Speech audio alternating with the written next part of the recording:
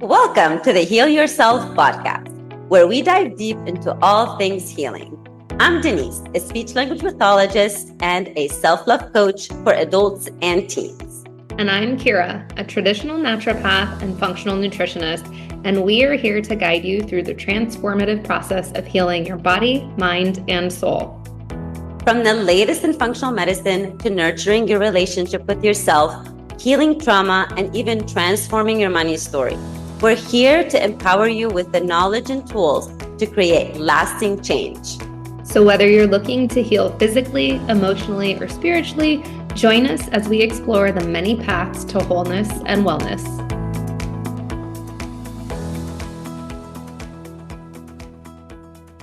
Hello, everyone, and welcome back to another episode.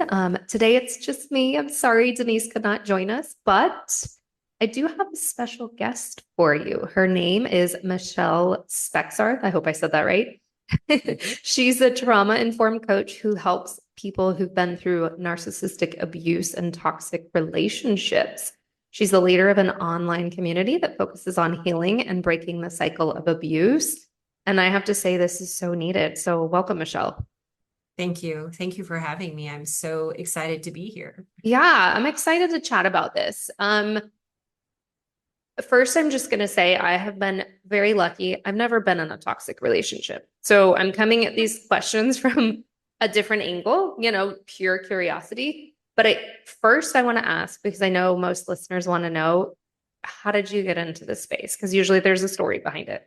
Oh, yes. I believe that there's always a story behind anybody that goes into this. Just like they say, a psychologist goes into it because they have their own mental garbage that they need to work through.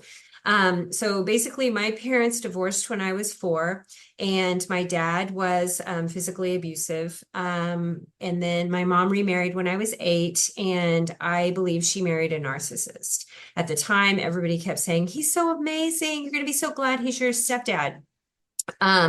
But grew up in that toxic relationship with my parents, feeling very much abandoned, neglected, not physically neglected, but emotionally and mentally neglected. As I grew up, I chose relationships that were not good for me. Most of them were addicts, or alcoholics or abusive. So when I'm trying to remember how old I was. My first marriage was to an alcoholic. He was also physically abusive, and I got out of that rather quickly. But so then when I had a couple more relationships, alcohol, drugs were involved. And then I met my second husband, and my thought was, well, he's better than anybody else I've dated, so this is going to be okay. Married a narcissist, and we were married for 18 years, had 5 children together, and just didn't have that word narcissist when I left. I just thought, this cannot be what a healthy, good relationship is. I felt crazy. I felt like unheard, again, felt the abandonment and the neglect from him, not physically, but emotionally. And so it was 6 years ago that I left and divorced. And since then, I've been on this journey of healing. And I feel like it was very challenging for me. I didn't know what I was doing. I didn't know where to go. And so I want to provide other people with the opportunity to do it better than I did. And so that's why I do what I do, is because there's a better way. Yeah. Yeah, I did. Yeah. And you obviously want to help people, because it's not an easy situation, I can imagine, but especially not with kids. I mean, I've got one kiddo, and just thinking about being like on my own scares the living hell out of me. Yeah. This one's kind of a funny question, but I feel like it's actually not a funny question, because so many women get stuck in these toxic relationships. Are there signs? Are there clues that people ignore in the beginning? There are.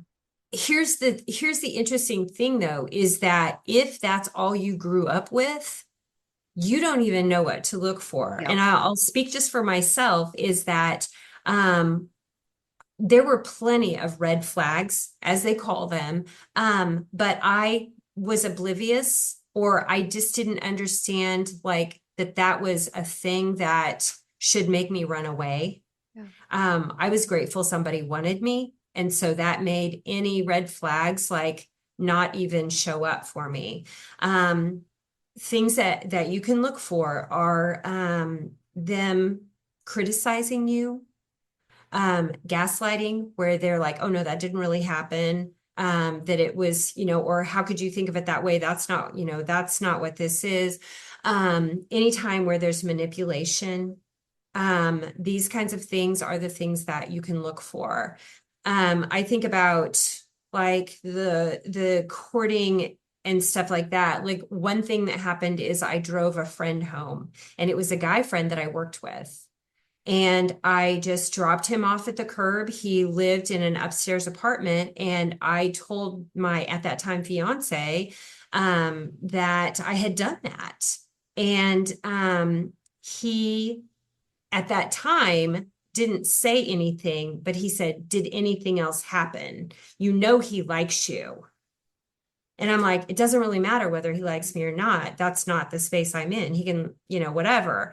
And he's like, are you sure you didn't go into his apartment? Those kinds of little things. And I was just like, no, I didn't. Well, later come to find out, years later, he's like, I know you went up there. I know that you slept with him. I know you did all these things. He'd held that all those years till we were married 15 years to come out with all the thoughts that he had about it that weren't even true. Yeah. But so these little tiny things where they are questioning you and accusing you of things that you haven't done and aren't trusting you, and you know that you're trustworthy, these are the things that you really, really have to watch for. Yeah, that's super helpful. And you said something that I think is so powerful. And this has become a theme of our podcast because it seems to come up, but it's how we grow up. Those first 7 years of your life are so formative. If all you know is, relationships that don't serve you and unhealthy ones, of course, that's what you're going to be drawn to because that's all that's been modeled for you. Right. And that's a piece of why we do this podcast is we want people to look at healing in all aspects so you don't end up in a horrible place and you can start to heal all those little pieces of you that need it. Right. Yeah. So I'm curious, how does it look to work with you? Because I know you work with women who were out of these relationships, but what does it look like if they're in the relationship? Because it's not like you can be like, okay, just go leave. Right. You should just go. Just get out of it. Done right. with the coaching. That's it. It isn't that easy. And it's one of those things where, looking back, I just wanted to get the heck out because it was like, once you know, and you can't not see it anymore. And it's like, I have to get out of here. I'm going crazy. I cannot stay in his space anymore. And so financially, I did not prepare. I was a stay-at-home mom for 18 years. So I had no income of my own, but I didn't even think about that. And so I leaned heavily on my parents as I left. However, if you are in a place where you do not feel like you can leave, there are still things that you can do to help yourself. And the first thing I would highly recommend is to educate yourself on what narcissistic abuse looks like and to read books, to listen to podcasts, you can be a part of my free Facebook group that I have that provides tons of information as to how to cope. I would also get yourself into therapy and make sure that you choose a therapist that is trauma informed. Because if you just choose a therapist, some of them can cause more harm than good. So you want to be very careful about that. But that's going to help you to cope with where you are and to understand what's going on. And then when you did decide that you needed to leave, make sure that you are financially positioned for success and that you choose a really good attorney because that makes a world of difference too. Yeah.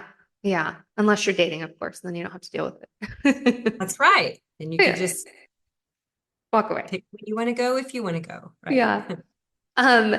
This one's a bit of a loaded question, so I know we can only go into it so much, but what does the healing process look like? Like, let's say you leave that and you don't want to get into another relationship like that.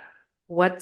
And maybe it's just your healing process, but So what I have witnessed over time, over this time, is that the major issue is that as a child of that trauma, of that abuse, is that we are constantly looking outside of ourselves for validation, for measuring. And when I talk about measuring, I talk about I look outside myself. How do I need to adjust? How do I need to shift myself in order to create peace or to keep things peaceful or to make sure everybody's happy so that I don't get into a place of danger?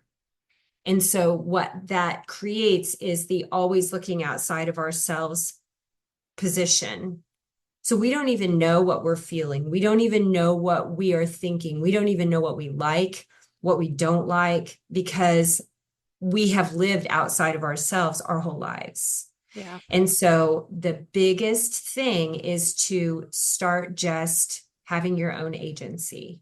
And I say it like it's just like, oh yeah, just have your own agency. But it really is a huge journey to get there.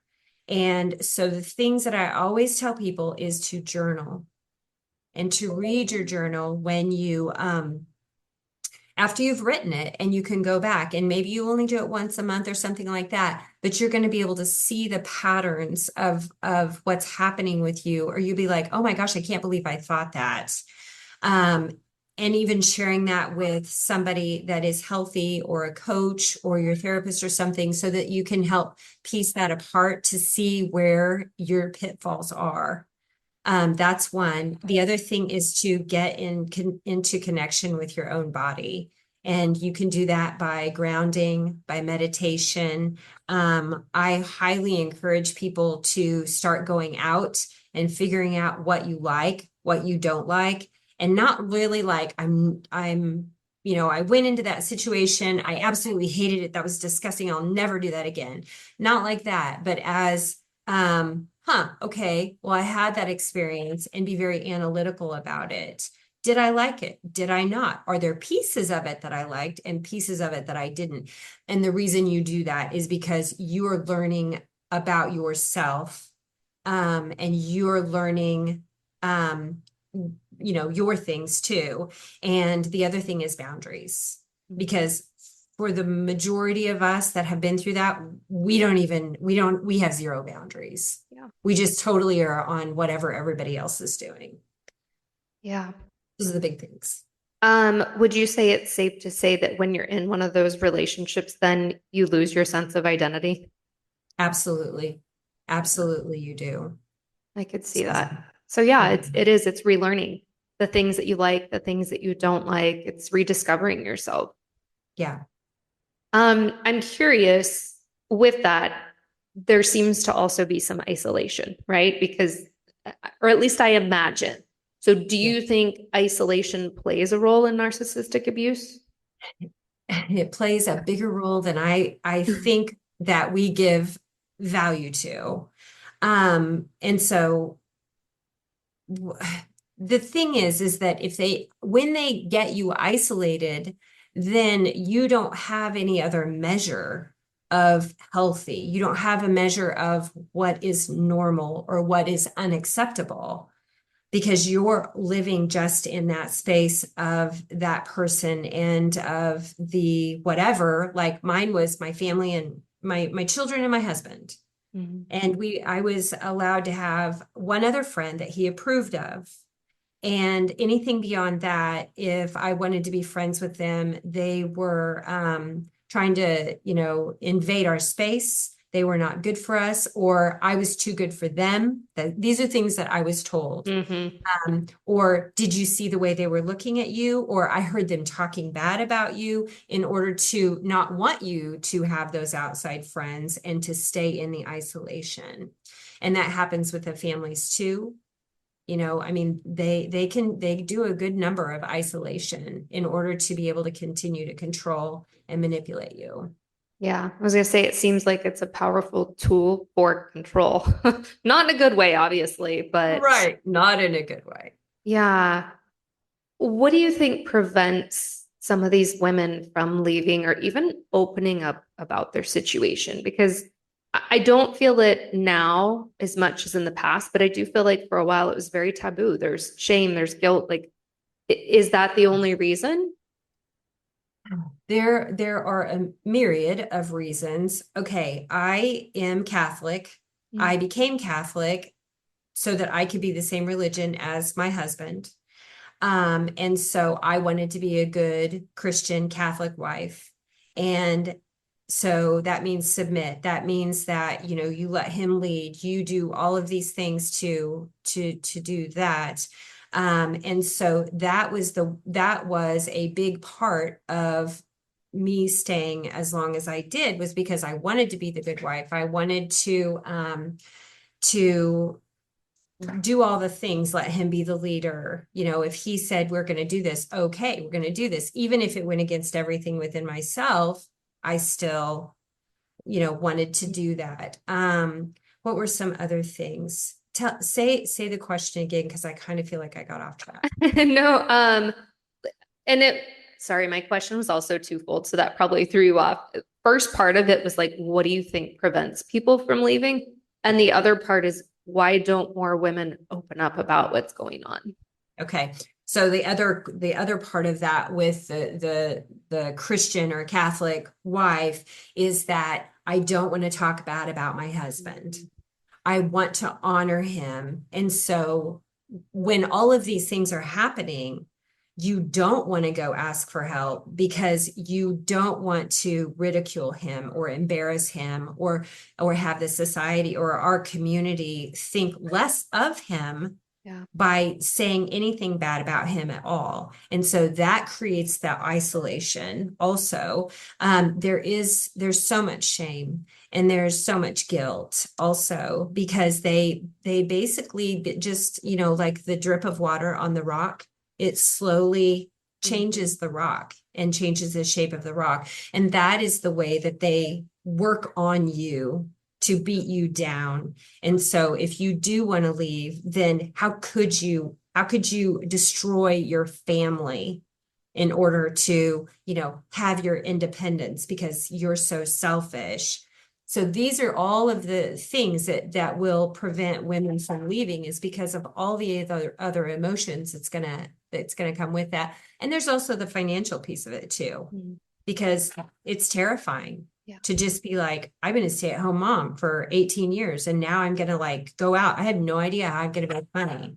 Who's gonna even want me? And I mean, there we go again down the hole of who's gonna want me. Well, a woman that has homeschooled 5 children, run 2 businesses for her husband, kept the house, there's going to be a million people that want you. Yeah. But you can't see it because of all the shame and guilt that you're feeling about, I'm just a lowly housewife type thing. Yeah. So. It's so interesting too. So Denise and I both grew up Catholic. Okay. So it's interesting to add in that layer. I feel like that's another podcast episode that needs to happen. And I'm not speaking poorly about Catholicism or any religion, but I feel like that adds another layer, and there can be religious trauma of like, well, I can't leave this relationship because I might go to hell. My priest might look down on me, whatever it might be. Right. How did you move past And that? so let me add to my piece of the story on that, is that his brother is a priest. Oh. His nephew is a priest. He has cousins that are priests. So they're very enmeshed in the Catholic Church. His parents were very prominent in the community through the Catholic Church.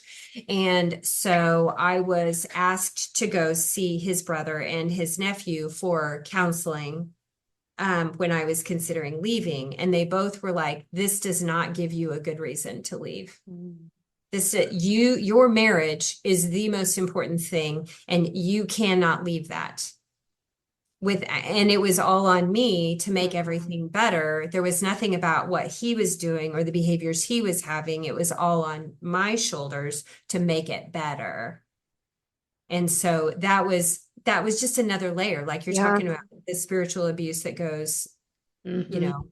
Now, there were other priests that were in our community that were very supportive of me and saw exactly what I had been going through. So they were very good. So they're not, Yeah.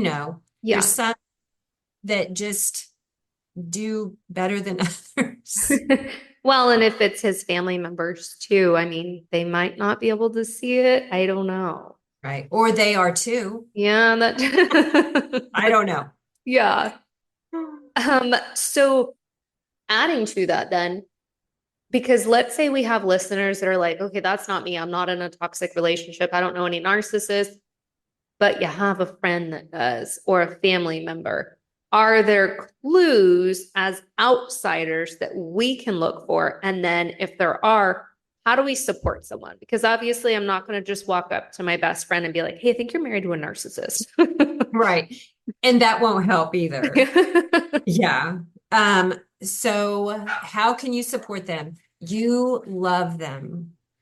You love them. You invite them out to things. And if they can't go out to things, just try to be around them, when you can. Or like in my case, I have children, and let's say that, I do have a friend that she's chosen to stay.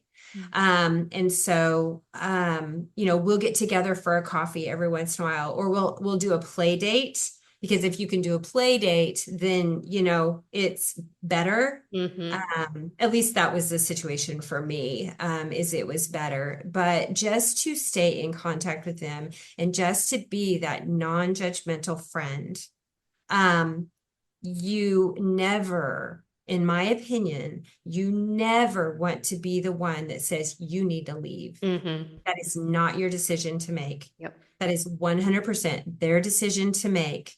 But you can support them, but it's also probably not going to be the best thing for you to just be like, I think you're married to a narcissist. You need to read this, or you need to read, listen to this, because they're not in a space to hear it either. they're not. Yeah. They're not. They just aren't there yet, but just be there for them. Okay. And just love on them. And be the loving friend, and the rest will happen in Yeah. time. Yeah. It's gonna be hard. Yeah. Yeah, I'm sure. Do you have any other words of wisdom or anything else you want to share around this?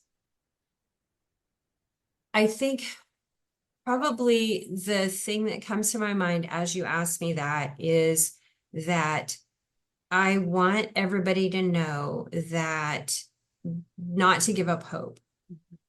And even if you have just begun on this journey and you feel so hopeless and such despair right now, that you will come out of this, and that you can keep working on yourself. You can heal. You can have all of the dreams that you want, but you have to just keep going, and just know that all the work that you're putting in and all the feelings that you're having, they are for you, for your healing. And that it's possible. It's possible to get free of that. Yeah. And to be okay. I love that. It's such a powerful message. And again, a theme running through the podcast. Everyone says the same thing because we talk so many different aspects of healing. There's healing relationships, relationship with yourself, with others, like so many dynamics. And that it like keep going. There is always hope. Don't just give up. And the more you work on yourself, the easier it gets to do some of those hard things. Right. Yes. Okay. Well, how can people find you if they want to connect? Okay, I am on Facebook. I am on Instagram. I am on LinkedIn, TikTok, all the things. I have a Facebook community that is private, and it's called Soul Survivors. And basically in there every week I have a class so that we can address something to help you heal. I am not a space where I just want to bag on everybody and I want to complain about all the narcissistic stuff or whatever. I want to grow forward and I want to help you to grow forward too. So that is our focus, is that. I have a program that is a 90-day program called Heal You, Heal Your Kids. And in that, I have a workbook. We do weekly group coaching calls, and I have a class weekly in there also. And we do deep diving to take you from what is it you're dealing with all the way through to how to create healthy boundaries, how to cultivate healthy relationships, how to set goals for yourself, and just rediscovering your own self. So that you can feel after those 90 days, you just feel like you are way farther. I don't want to say completely healed, because I really think that we stop the healing process when we die. Yeah, we do. It's a lifelong thing. That's right. It's lifelong, but this is it's so much more progressive than the 6 years I spent doing it. Yeah. And I just want that for everybody to just make it through there. I So get that. Awesome. Well, we'll make sure all that's in the show notes. Thank you so much. Such an important conversation. Yeah. thank you All for right. having me. I appreciate All right, it. guys, we will see you on the next episode. As always, subscribe, leave us a review, shoot us a message on Instagram. We would love your feedback.